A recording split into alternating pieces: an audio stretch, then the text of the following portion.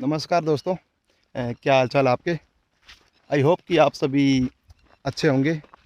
आज का व्लॉग थोड़ा सीरियस टाइप का है और ज़रूरी भी है। मैं चाहूँगा कि आप सभी भाई ये वीडियो लास्ट तक देखें और पूरा वीडियो देखें। अभी क्या है कि पशुओं में एक बीमारी चल रही है, लंपी वायरस करके कुछ बीमारी चल रही है और ये बीमारी अभी भयंकर रूप ले चुकी है, बहुत ज़्यादा भयंकर रूप ले चुकी है और हद से ज़्यादा गायों की बहुत ही दर्दनाक मौत हो रही है। लगभग 50% गायों की मौत तो 15 दिन 10 दिन भूखे रह के, कुछ खा पी नहीं सकते, भूख से तड़प तड़प के मरना पड़ रहा है, क्योंकि इस वायरस से इनकी जो अंदर की साइड होता है बॉडी के, और जो ये अपनी नस होती है अंदर की साइड से गला, तो वहाँ अंदर इन्फेक्शन होता है कि वो बेचारी कुछ खा पी नहीं सकती, फिर वो उससे वो एक्सपायर हो रही है। और काफ़ी की गायों की इन्फेक्शन हो रहा है, जो बड़ी बड़ी गुमड़े टाइप होते हैं, तो वो बाहर की साइड पूरी बॉडी में हो रहे हैं। वो गायें भी बहुत ज़्यादा एक्सपायर हो रही है। अब मैं कल शाम को गांव आया था और यहाँ देखा कि मेरे गांव में अभी तक लगभग 450 घर है, 450 के करीब घर है। और सिर्फ इतने घर होने के बावजूद तो मेरे गांव में 400 से ज़्यादा गायें मर चुकी है बेचारी।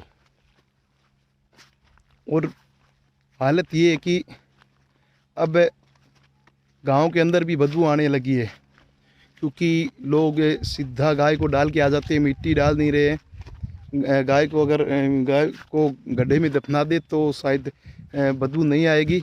और ये काम सरपंच और इनको करना चाहिए, और सरपंच भी इस पे ध्यान दे नहीं रहे हैं। ये सरपंच गांव का मुखिया होता है, उसकी रिस्पॉन्सिबिलिटी होती है कि उसको इस तरह की जो घटना हो रही है, ये एक बहुत ही खतरनाक वायरस फैला है पशुओं में, और तो पशु बेचारे एक्सपायर हो रहे हैं, तो उनको दफनाने की पूरी व्यवस्था होनी चाहिए, लेकिन ऐसी कोई व्यवस्था नहीं हो रखी है। और अब देखिए कि सिर्फ मेरे एक गांव में 400 गायें एक्सपायर हो चुकी है, तो आप सोचिए कि पूरे बीकानेर ज़िले में कितने गांव होंगे। लगभग कम से कम माने तो 5000 के करीब गांव होंगे, 5 नहीं तो 4 तो होंगे होंगे।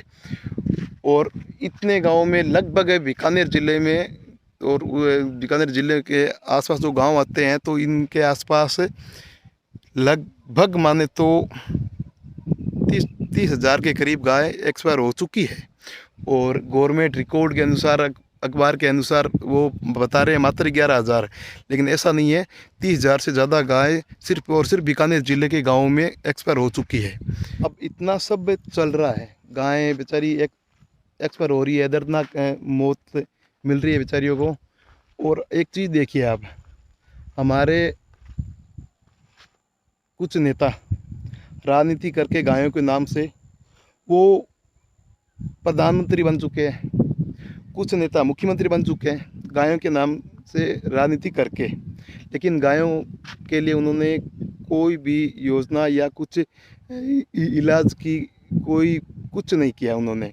फिर बात आती है राज्य सरकार और होती है, इन्होंने कोई ऐसी कोई कोशिश नहीं की जो उनको करनी चाहिए। 2-4 डॉक्टरों से ये बीमारी रुकने वाली है नहीं, हर गांव में आपको ये सुविधा एक बार देनी पड़ेगी। जिस प्रकार से कोरोना बीमारी फैली थी, और वो भी बीमारी खतरनाक थी स्टार्टिंग में, आप और हम काफ़ी लोग डर भी गए थे। और उससे भाई हम इंसान हैं और हम जानते हैं कि ये बीमारी खतरनाक है, तो हमने अपना उपाय कर लिया, अपना इलाज कर लिया, वैक्सीन सब आ गई बाद में। तो उसी प्रकार से ये बीमारी फैली हुई है। लेकिन अब ये जीव है, बेजुबान जीव, अब इनको पता थोड़ी ना है कि इस तरह की बीमारी आ चुकी है और ये जो मौत हो रही है ऐसे हो रही है। इतना ये पशु बेचारे इतना सोच ही नहीं पाते। तो इस गवर्नमेंट को थोड़ा सोचना चाहिए।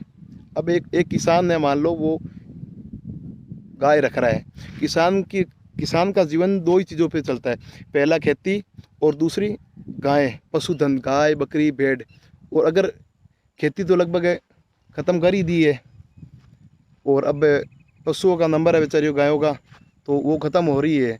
तो अभी गवर्नमेंट ने अगर जल्दी कोई कदम नहीं उठाया तो मेरे ख्याल से किसान नाम की चीज़ सिर्फ देखने को मिलेगी और गाय गाय की सिर्फ फ़ोटो देखने को मिलेगी, गाय देखने को नहीं मिलेगी। हर रोज़ हज़ारों गायों की मौत हो रही है, सिर्फ बीकानेर ज़िले के बता रहा हूँ मैं।